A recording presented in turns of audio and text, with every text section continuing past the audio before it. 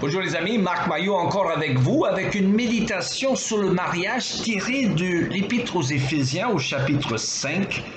Quant à vous, Marie, que chacun de vous aime sa femme comme le Christ a aimé l'Église. Il a donné sa vie pour elle afin de la rendre digne de Dieu, après l'avoir purifiée par sa parole, comme par le bain nuptial. Il a ainsi voulu se présenter cette Église à lui-même, rayonnante de beauté, sans tache, ni ride, ni aucun défaut, mais digne de Dieu et irréprochable. J'arrête la lecture là. Récemment, j'ai parlé avec mon jeune neveu de 30 ans et surtout avec sa fiancée au sujet de leur projet de mariage. C'est un moment très important dans la vie car il s'agit d'une décision qui a des répercussions pour toute la vie. Alors, comme mon neveu est orphelin de père, je voulais lui donner quelques conseils, donc voici l'essentiel. Je commençais par partager ma conviction biblique, je pense, selon laquelle c'est clair que les chrétiens devraient se marier entre chrétiens, car la Bible dit clairement quelle compagnie ont-ils les enfants des ténèbres avec les enfants de lumière. Même l'auteur français Antoine de Saint-Exupéry, pas chrétien pour autant que je le sache, il affirmait avec raison que l'amour ne consistait pas autant à se regarder face à face, mais à regarder tous les deux dans la même direction. Heureusement, pour mon neveu et sa fiancée, ils sont tous les deux dans la foi. Et en plus, j'ai affirmé ma conviction que l'on doit se marier avec quelqu'un avec lequel on a une certaine compatibilité intellectuelle et pour laquelle on éprouve une attraction physique. Alors cela me semble évident.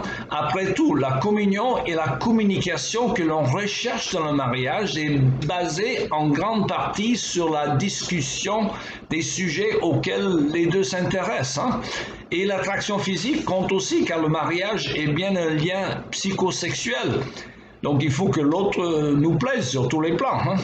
Heureusement, il y en a pour tous les goûts. Alors j'explique à la jeune fiancée de mon neveu les circonstances concernant mon propre mariage, ce que je pensais à l'époque et ce que je pense maintenant après 43 années de vie conjugale. Qu'est-ce que j'en conclus après tant d'années? Alors, premièrement, n'ayant pas la vocation de célibataire, je suis reconnaissant pour ma femme qui, depuis 43 ans maintenant, me rend la vie beaucoup plus heureuse qu'elle ne serait autrement. Plus compliquée, j'avoue, mais plus heureuse aussi. Elle m'a donné 3 enfants qu'elle a élevés avec beaucoup de dévouement. Et bien que grand et loin de nous maintenant, il continue à nous appeler pour des conseils. Depuis le départ de nos enfants, ma femme et moi vivons un genre de seconde lune de miel, si vous voulez. Il y a d'ailleurs que peu de sujets de dispute entre nous, puisque toutes nos différences autrefois tournaient autour des enfants et la façon de les élever. Et maintenant que la question est réglée, il n'y a presque plus de source de tension. Et d'ailleurs, nous faisons beaucoup de choses en commun.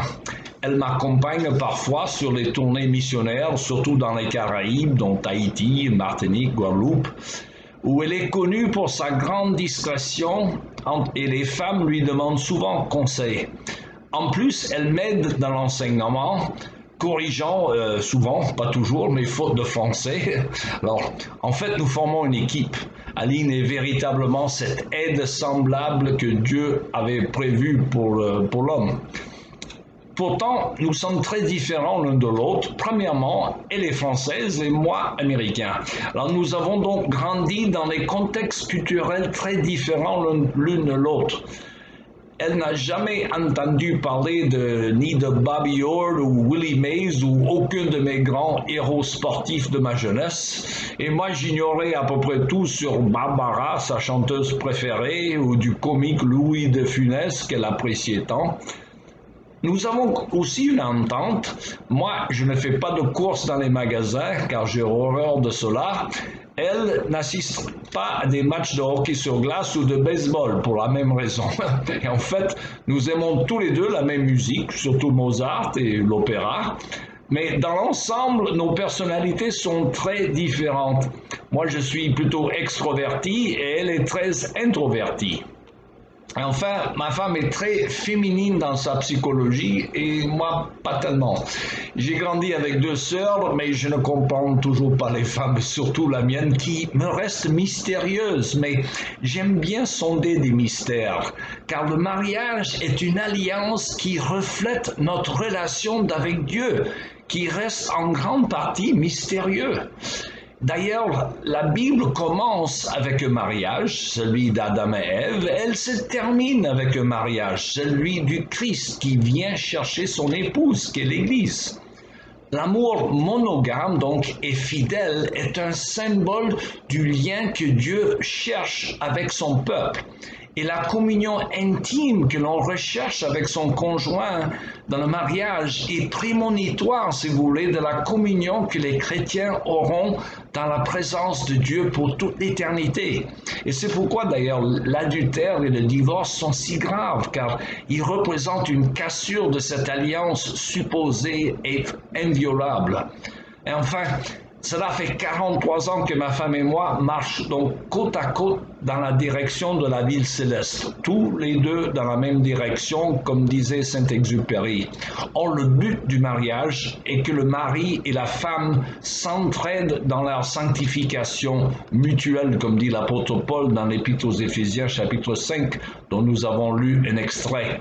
Alors, si cela ne vous paraît pas évident au début de votre mariage, revenez m'en parler en 43 ans. Alors, c'est tout le temps qu'il nous reste pour aujourd'hui. Il me reste qu'à vous souhaiter une bonne journée et à la prochaine.